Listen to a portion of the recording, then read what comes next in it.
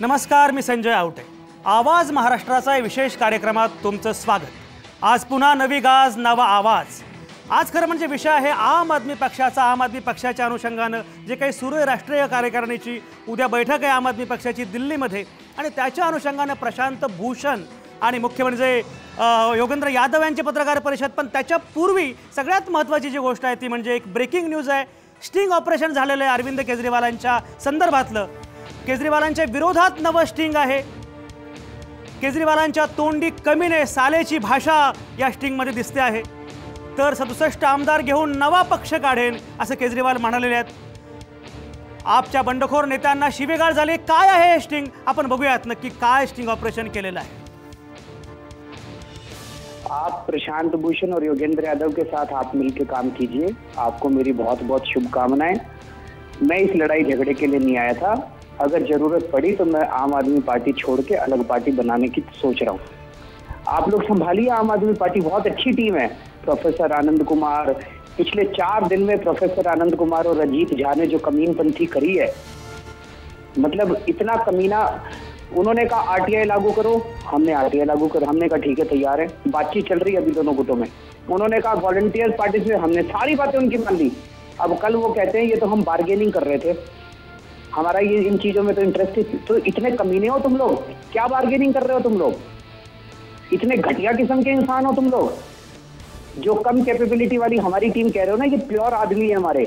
हमारे में क्षमता कम हो सकती है लेकिन हम दिल के काले नहीं है. ये लोग दिल के काले और ये लोग 1 नंबर के कमीने लोग हैं. तो आपको शुभकामनाएं उमेश. सर ऐसा मत समझिए.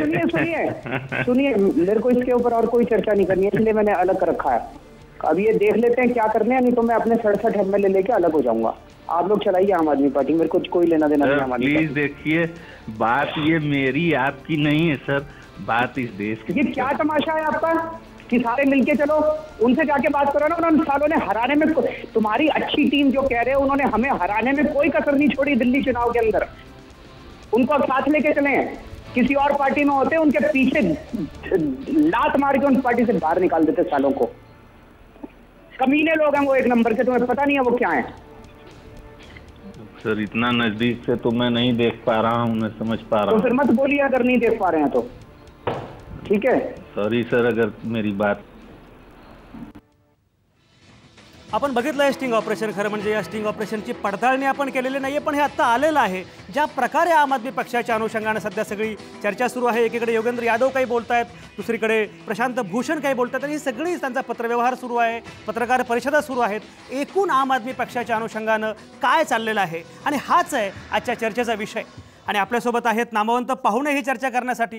कोल्हापूरमधून माझ्यासोबत आहेत सकाळ माध्यम समूहाचे मुख्य संपादक श्रीराम पवार.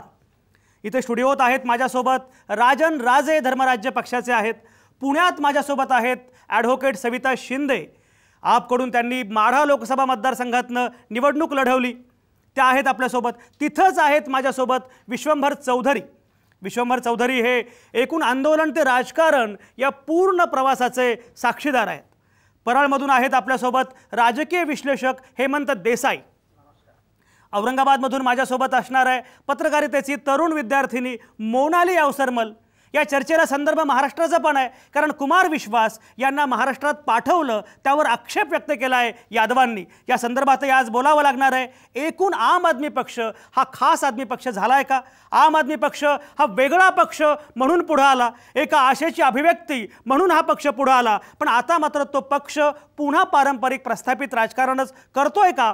या सगळ्या अनुषंगाने आपल्याला चर्चा करायची आहे. आणि अगदी सुरुवातीला मला जायचं आहे ॲडव्होकेट सविता शिंदेंकडे.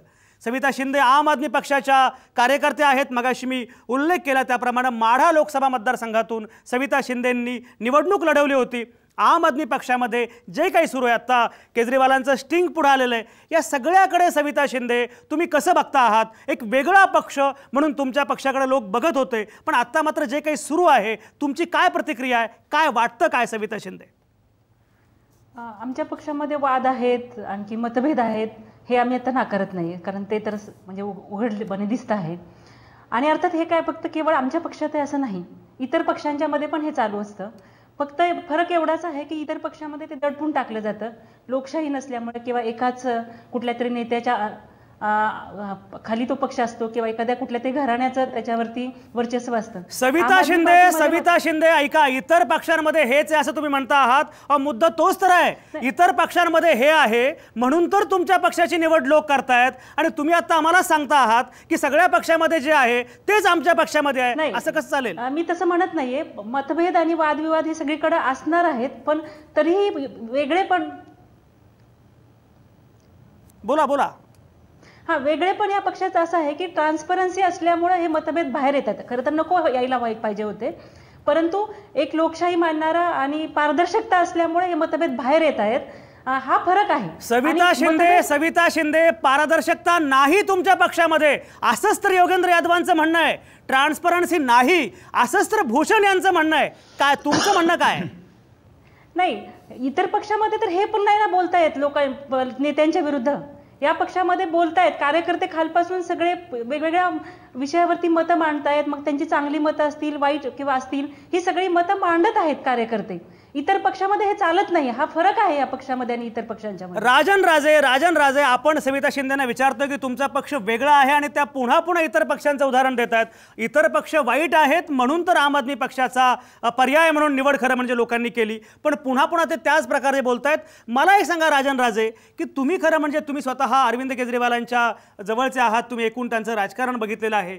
तुमचा धर्मराज्य पक्ष स्थापन झाला आणि आता आम आदमी पक्षाशी पण तुमचे काही एक मैत्रीपूर्ण संबंध आहेत. मला एक सांगा, आत्ता जे चाललंय आम आदमी पक्षामध्ये ते असं घडेल असं तुम्हाला वाटलं होतं का? आणि हे होतं आहे याचं मुख्य कारण काय वाटतं? एकूण आता जे काय आम आदमी पार्टी पक्षात जे काय घडतंय हे याच्या व्यतिरिक्त दुसरं काय घडण्यासारखं मुळी नव्हतंच. कारण कसं आहे, खिचडी ही स्वयंपाकघरात बरी असते, चविष्ट लागते, पण ती राजकारणात काय ती दर्पयुक्त बनते, ती काही काळजी करणारी गोष्ट आहे.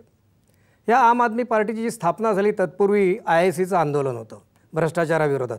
आम्ही त्याच्याशी अत्यंत जवळून परमपूज्य अण्णा हजारे यांच्या नेतृत्वाखाली होतो.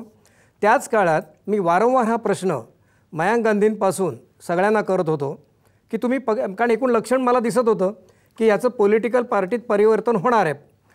त्यावेळेला त्यांनी ठामपणे नाकारला. अनेक युटर्न्स अरविंद केजरीवालांनी वेळोवेळी त्यानंतर घेतले, पक्ष स्थापन केला. युटर्न्स म्हणजे एक प्रकारे खोटं बोलणं, जनतेला जे सांगितलं गेलं त्याच्या विरुद्ध वर्तन करणं. त्यानंतर जी बहुती मंडळी सगळी जमा केली ती तुम्ही पाहिलेत, तर ती मगा म्हटल्याप्रमाणे खिचडी आहे. कधी अरविंद केजरीवाल गांधीवादी वाटले जेव्हा गुजरात दौऱ्यात त्यांना अडवलं गेलं आणि BJPच्या कचेऱ्यांसमोर आम आदमी पार्टीच्या कार्यकर्त्यांनी उग्र निदर्शनं केली, तेव्हा त्यांना म्हणाले की आपल्याला अशा पद्धतीने निदर्शनं करायची नाहीत. त्यानंतर त्यांनी 2014ला 17 फेब्रुवारीला CIA सभेत कॉन्फेडरेशन ऑफ इंडियन इंडस्ट्रीज ते म्हणाले की government has no business doing business. मी म्हणाले मारवाडी समाजातला आहे आणि माझ्या घरात आम्ही बिझनेस करतो. तेव्हा म्हणाले मी तुमच्याच बाजूचा आहे. तेव्हा ते भांडवलशाहीवादी वाटले. त्यांच्या अवतीभोवती सगळे समाजवादी आहेत. 26 जानेवारीला त्यांनी मुख्यमंत्री असताना आंदोलन केलं, तेव्हा ते म्हणाले अनॅर्किस्ट आहेत. अशा अत्यंत परस्पर विरोधी भूमिका ते सातत्याने घेत आले. अरविंद केजरीवाल अनेक वेळा जनतेशी खोटं बोलले. हे जनतेच्या हितासाठी होतं असं नव्हे.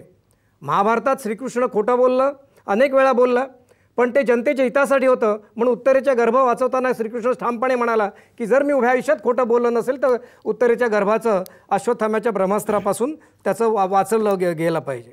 गर्भ वाचला. अरविंद केजरीवाल जे काय करत होते त्याच्यात ते स्वतःची प्रतिमा जाणीवपूर्वक जोपासत होते, वाढवत होते. पक्षाला एक चेहरा असला पाहिजे. शेवटी जनतेला सोपं आणि सुलभ एखादा नेता असला चेहरा म्हणून की समजायला सोपं जातं. हे इथपर्यंतच ठीक असतं, पण जेव्हा तो नेता त्याच्या प्रतिमेपेक्षा मोठा होतो आणि संपूर्ण पक्षावर आपलं प्राबल्य प्रस्थापित करतो तेव्हा ते फार डेंजरस बनतं. जे भ्रष्टाचार मुक्तीचा जर विषय असेल, पैशाचा भ्रष्टाचार कदाचित आम आदमी पार्टीत अजिबात नसेल, चांगली गोष्ट आहे, ते नसायलाच पाहिजे. जनलोकपाल विधेयक जे संपूर्ण टीम अण्णांनी बनवलेलं अप्रतिम विधेयक आहे, त्याच्या जोडीला अर्थक्रांती अनिल बोकेलांची सुद्धा असावी प्रोफिलॅक्टिक ट्रीटमेंट म्हणून असं आमचं मत. पण केवळ भ्रष्टाचार निर्मूलन हा कुठल्याही राजकीय पक्षाचा विषय बनू शकत नाही, यासाठी की इंग्रजांच्या काळात सुद्धा भ्रष्टाचार फारसा नव्हता, पण म्हणून इंग्रजांचे राजवट कोण चांगलं आहे असं म्हणू शकत नाही. हो, त्या काळात प्रचंड शोषण होतं, लूट होती.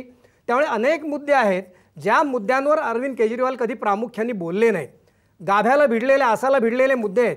जनमत चाचण्यांबद्दल अरविंद केजरीवालांना फार प्रेम होतं, पण ह्या जन्मत चाचण्या ज्या पद्धतीने अलीकडच्या काळात युरोप वगैरे देशांमध्ये घेतल्या जात होत्या त्या विषमतेच्या आर्थिक विषमतेच्या संदर्भातल्या होत्या. एखाद्या कंपनीच्या सीईओचा सर्वोच्च पगार किती असो आणि सर्वोच्च खालच्या स्तरातल्या कर्मचाऱ्याचं किती असो यातलं प्रमाण गुणोत्तर काय असावं या संदर्भातल्या जन्मत चाचण्या होत्या. त्या बाबतीत अरविंद केजरीवाल कधी बोलले नाहीत. कंत्राटी कामगार विषय त्यांनी माझ्याकडनं समजावून घेतला. 2 डिसेंबर 1912ला जेव्हा रायगडात पहिली सभा झाली, महाराष्ट्रातली त्यांची पक्ष स्थापनेनंतरची पहिली सार्वजनिक सभा जी आम्ही यशस्वी करण्यात मोठं योगदान दिलं, त्या भर सभेत अरविंद केजरीवालांनी कंत्राटी कामगारांचा विषय माझ्याकडून समजून घेतल्यानंतर अरविंद केजरीवाल म्हणाले होते भर सभेत, आजही रेकॉर्डेड स्टेटमेंट आहे ते, की राजन राजे यांनी कामगार क्षेत्राच्या बाबतीत विशेषतः कंत्राटी कामगारांच्या संदर्भात आमचं नेतृत्व करावं. पण त्यानंतर अरविंद केजरीवालांनी जो मला फोन नंबर दिला त्या फोन नंबरवर मी अनेक वेळा SMS केले, त्यांच्याशी संपर्क साधायचा प्रयत्न केला, चुकूनही तो फोन उचलला गेला नाही आणि अरविंद केजरीवालांनी कधीही मला प्रयत्न केला नाही संपर्क साधण्याचा. दिल्लीची निवडणूक अरविंद केजरीवाल प्रथम लढवली त्यावेळेला कंत्राटी कामगारांचा विषय घेतला आणि जनतेच्या तोंडाला पानं पुसली, कारण त्यांच्या लक्षात आलं हा विषय मतं मिळवण्यासाठी फार चांगला आहे. त्यामुळे ह्यांची धोरणं सगळी गुळमुळीत होती. खरं काही यांना करायचं नाही आणि ज्या पद्धतीने इतर पक्ष राजकारणात तुम्ही आलात कशाला हो राजकारणात. बरं, तुमच्याकडे येतो मी परत. राजन राजे, एकूण धोरणं गुळमुळीत आहेत असं राजांचं म्हणणं आहे. खरं म्हणजे स्टिंग ऑपरेशन झालं ते खरं की खोटं असं आपण म्हणत होतो, पण आत्ता आपचं स्पष्टीकरण आलंय. त्यांनी असं म्हटलं आहे की मुळामध्ये अरविंद केजरीवाल त्या दिवशी रागावलेले होते, जरा रागात होते आणि त्यामुळे त्यांचा तोल गेला आणि ते बोललेले आहेत. याचा अर्थ केजरीवाल या भाषेत बोलले हे आपण मान्य केलेलं असं दिसतंय.